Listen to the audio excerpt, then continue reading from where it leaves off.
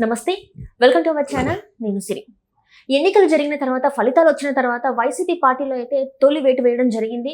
ఇంతకీ ఎవరు ఏంటనేది మనకి వివరించడానికి మనతో పాటు ఉన్నారు ప్రముఖ సీనియర్ జర్నలిస్ట్ జగదేవ్ గారు. నమస్కారం సార్. సార్, ఇప్పుడు చూస్తుంటే వైసీపీలో తొలి వేటు అయితే పడిందని మనకి వార్తలు వస్తున్నాయి. అంటే సస్పెండ్ చేశారు. ఇంకా ఎందుకంటే టీడీపీ కోవట్ అని చెప్పేసి తనని సస్పెండ్ చేశారు. పార్టీకి వ్యతిరేకంగా కార్యకలాపాలు చేస్తున్నారని చెప్పేసి అయితే తనని సస్పెండ్ చేస్తున్నట్టు కూడా చెప్పడం జరిగింది. ఇంతకు ఎవరు అంటారు? డాక్టర్ సిద్ధారెడ్డి గారికి సస్పెన్స్ వేటు వేశామని వైసీపీ చెప్తుంది, కానీ అక్కడ పరిస్థితి అలా లేదు వాస్తవానికి. అంటే నాకున్న నాలెడ్జ్ ప్రకారం చెప్తున్నా. వైసీపీ నుంచి చాలామంది జంపు జిల్లాలు సిద్ధంగా ఉన్నారు. కొంతమంది ఎక్కడ ఏం స్టేట్మెంట్లు ఇవ్వకుండా స్తబ్దుగా ఉండిపోయారు. ఇంకొంతమంది జగన్మోహన్ రెడ్డి గారు గెలిచే గుర్రాలకు కూడా, సిట్టింగ్ ఎమ్మెల్యేలకు కూడా మొండి చేయి చూపించారు. దాంట్లో ఈయనొకరు. ఎందుకంటే సిద్ధారెడ్డి గారు 2019లో ఇంచుమించు 25,000 పైన మెజార్టీతోనే గెలిచాడు ఆయన కదిరి నియోజకవర్గం నుంచి. సో ఆయనకి ఈసారి మొండి చేయి చూపించి ఎవరో ఇక్బాల్ మక్బూల్ గారికి ఇవ్వడం జరిగింది. ఆఫ్ కోర్స్ ఆయన ఓడిపోయారు అనుకోండి వెంకటప్రసాద్ గారి చేతుల్లో.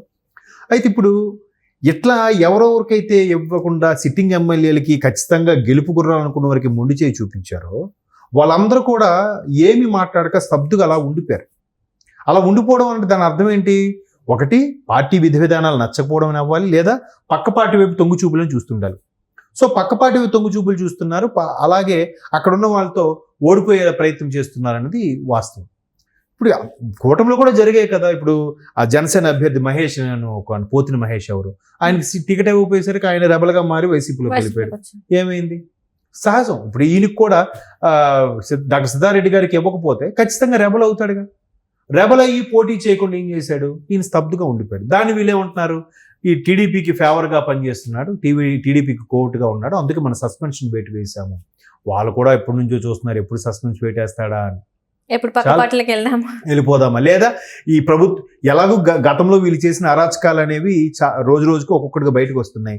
మనం ఆ పార్టీలో ఉన్నామంటే ఇక్కడ మనకు కూడా ఇబ్బంది పెడతారు. ఎందుకు వచ్చిన బాధ, మనకి ఎలాగ సస్పెండ్ వేటేశారు, మన మీద ఎలాగో టీడీపీ కోవట్ అని బిరుదుంది కాబట్టి సైడ్ అయిపోతే, ఒకవేళ టీడీపీ వైపు వెళ్ళినా వెళ్ళకపోయినా కూటమి వాళ్ళు ఎవరైనా వీళ్ళని అనరు కదా, సేఫ్ జోన్ కదా, ఆ ఆలోచనలో ఉన్నారు చాలామంది. అయితే ఇక్కడ వైసీపీ ఏంటంటే ఒక ఎత్తుగడ, మేము చూసారా మాకు నచ్చిన వాళ్ళు సస్పెన్స్ వేటు వేసాం, మేమే పంపించాము అంటే ఆయన వెళ్ళిపోతాడు అన్నట్టు వార్తలు ఉన్నట్టున్నాయి. సో ఆయన వెళ్ళకముందే వేటు వేసామంటే వీళ్ళకి గౌరవం ఉంటుంది కదా. ఇప్పుడు రఘురామకృష్ణరాజు గారి విషయంలో కూడా అదే జరిగింది కదా. మొన్న ఎలక్షన్స్ ముందు వరకు కూడా ఆయన వైసీపీ ఎంపీగానే ఉన్నారు. ఇప్పుడు ఆయనపై సస్పెన్షన్ వేటు వేసింది వైసీపీ అన్నట్టు లాస్ట్లో చెప్పారు. ముందే చెప్పొచ్చు కదా. ముందే చెప్తే ఎంపీగా ఒక స్థానం కోల్పోయినట్టు ఉంటుంది. ఆయన మళ్ళీ ఇంకా అవమానకరంగా ఉంటుంది అని ఇబ్బంది పరిస్థితుల్లో ఆయన సస్పెన్షన్ వేయలేదు. ఆయన ఎన్ని వీడియోలు చేసినా, ఎన్ని రకాలుగా ప్రభుత్వాన్ని విమర్శించినా ఏమీ చేయలేదు. ఎందుకు మరి ఇన్ని రోజులు సస్పెండ్ చేయలేదు? ఇప్పుడు ఎలక్షన్ అయిపోయిన తర్వాత సిద్ధారెడ్డి గారిని ఎందుకు సస్పెండ్ చేయాలి? RRR గారిని కూడా 2021 నుంచి ఆయన విమర్శిస్తూనే ఉంటే 2020లోనో 21 నుంచో అప్పుడే ఆయనకి వేటు వేయొచ్చు కదా. ఆయనకి ఎందుకు మరి వేటు వేయలేదు? మరి ఇదే నిబద్ధత ఉన్నప్పుడు సిద్ధారెడ్డి గారికి వేసిన వేటు RRR గారికి కూడా ముందు వేయాల్సింది కదా. ఎందుకు వేయలేదు? కాకపోతే వాళ్ళు ఎలాగో వెళ్ళిపోతారని తెలుసు కాబట్టి ఈ విధంగా మనమే ముందు వేటు వేసేస్తాం, మేమే పంపించాం, మాకేం వద్దు అటువంటి వాళ్ళు అని చెప్పే ప్రయత్నం చేస్తున్నారు. అండ్ మోర్ ఓవర్ 151 మంది ఎమ్మెల్యేలు గెలుచుకున్నారు 2019లో గెలుచుకున్నప్పటికీ ముఖ్యమంత్రితో పాటు ప్రధానంగా మరో 10 మంది అనుకోండి, అంటే రోజా గారు, కొడాల నాని గారు, గుడివాడ అమర్నాథ్ గారు, అంబటి గారు, పెద్దారెడ్డి గారు, ఇట్లా ఒక సోకాళ్ళు ఒక 10 మందిని తీసేస్తే అనిల్ కుమార్ యాదవ్ గారు 10 ఇంకో 140 మంది ఎక్కడైనా ఇప్పుడే స్టేట్మెంట్ ఇచ్చారు. వాళ్ళందరూ ఎందుకు స్తబ్దుగా ఉన్నారంటే ఇదే పరిస్థితి. ఒకటి, కాముగా ఉన్నారు, సమయం వచ్చినప్పుడు ఇటు కావాలంటే షిఫ్ట్ అయిపోతారు, లేదా మాకు ఈ ప్రభుత్వంతో కానీ వీటితో పని లేదురా బాబు, మా పనులు మా వ్యాపారాలు మేము చేసుకుంటాం అనే పరిస్థితిలో ఉన్నారు. ఇప్పుడు నగరి రోజా గారు తీసుకోండి. రోజా గారు ఎందుకు ఓడిపోయారు? ఆవిడ ముందే చెప్పారు, అసలు ఇక్కడ ఏదో జరుగుతుంది, నా దగ్గర వెనక్కి తిరిగే వాళ్ళు నాకు ఏదైతే నేను సపోర్ట్ చేశానో మున్సిపల్ పదవులు కానీ, శ్రీశైలం ఆలయం చైర్మన్ పదవులు కానీ లాంటి బాగా అనుభవించారు, ఇప్పుడు నన్ను పక్కకు తోసేశారు, నన్ను ఈవెన్ నా వెనక తిరగకపోగా వాళ్ళ కార్యకర్తలు నాతో పాటు కాకుండా పక్కన టీడీపీ నాయకులతో పాటు తిరిగేలా చేశారు, వాళ్ళు వెళ్లకుండా.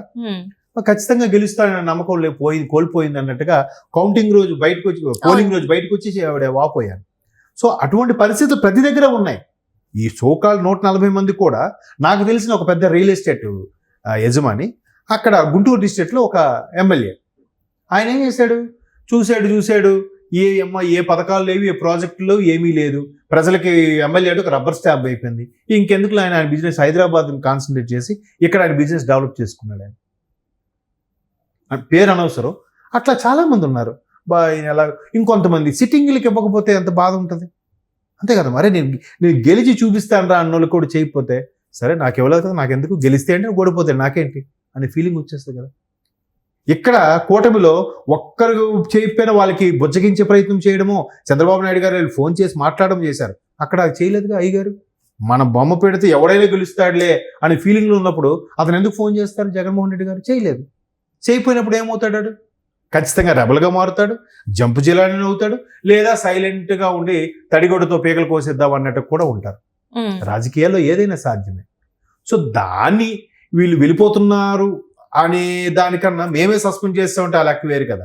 ఫర్ ఎగ్జాంపుల్ ఒక కంపెనీలో ఒక ఎంప్లాయ్ జాబ్ చేస్తున్నాడమ్మా, వాడు చేసిన ఎదవ చేష్టలకి కంపెనీ తీసేస్తుంది అనుకుంది. ముందే జనరల్గా హెచ్ఆర్ పిలిచి, బాబు నీ మీద చాలా కంప్లైంట్స్ వచ్చాయి, నీకు నువ్వుగా రాజీనామా చేసి వెళ్ళిపోతే నీకు రావాల్సిన బెనిఫిట్స్ కానీ, లేదా నేను ఇక్కడ ఇచ్చిన ఎక్స్పీరియన్స్ లెటర్తో నువ్వు ఇంకా దగ్గర పనిచేసుకోవడానికి ఉంటుంది.